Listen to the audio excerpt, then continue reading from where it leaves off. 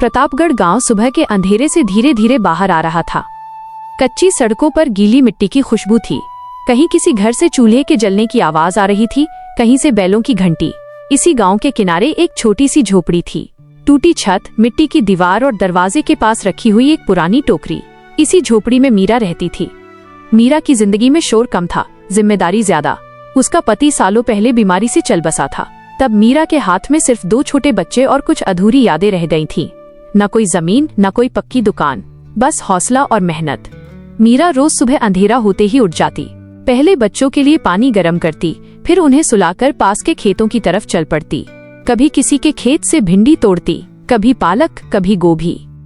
कभी मजदूरी करती, कभी उधार लेकर तरकारी खरीदती। उसके हाथ मिट्टी से भरे रहते थे, पर मन साफ था। बाजार में उसका ठेला सबसे सीधा होता। न ज्यादा आवाज, न झूठी तारीफ, बस साफ सब्जी और साफ भाव।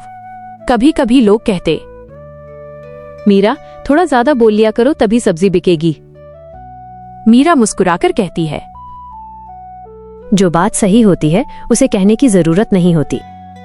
उसी बाजार के बीचों बीच कल्याण सेठ की दुकान थी। बड़ी दुकान, चमकता हुआ बोर्ड और गुस्से से भरी आंखें। कल्याण सेठ के पास सब कुछ था, पैसा, जमीन, दुकान पर सुकून नहीं। वो लोगों से मीठा बोलता, पर दिल में हमेशा हिसाब लगाता रहता। किससे कितना निकाला जा सकता है, कौन मजबूर है, कौन दब जाएगा। मीरा को वो अक्सर नीचे से देखता। रोज सब्जी बेचती है, वो अपने मुंशी से कहता, पर जिंदगी भर इसी मिट्टी में ही रहेगी। ईमानदारी गरीबी का दूसरा नाम है। मुंशी चुप रहता। सेठ की बातों का जवाब देना मुश्किल था। एक दिन बाजार में कुछ अलग सा माहौल था। लोग ज्यादा थे, हवा तेज थी। मीरा ने सोचा, आज थोड़ा ज्यादा कमा लेगी। शाम के वक्त जब धूप धीमी पड़ने लगी, तब एक बुजुर्ग साधु मीरा के ठेले के पास आकर रुके।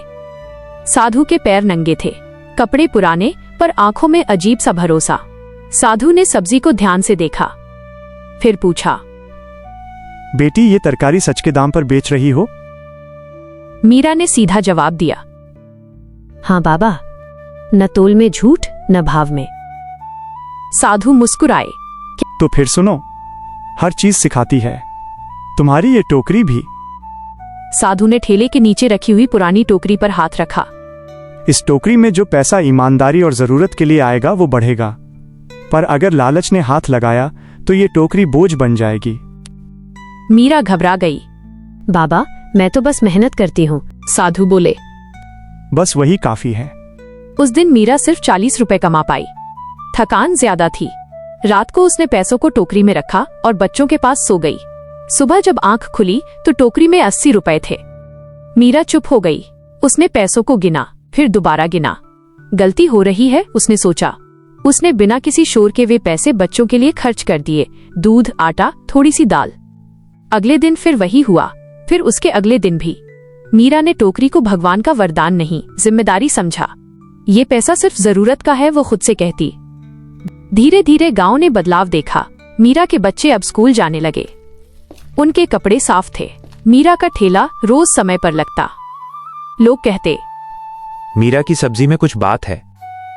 यह बात कल्याण सेठ के कान तक पहुंची। उसके मन में जलन उठी।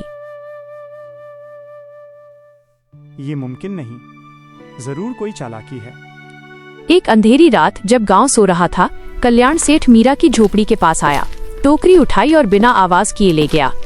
उस रात मीरा को नींद नहीं आई, पर उसने शोर नहीं मचाया। जो सच का है वो लौट कर आएगा, उसने कहा। गलत हाथों में टोकरी सेठ ने अपनी तिजोरी से 20,000 रुपए निकाले।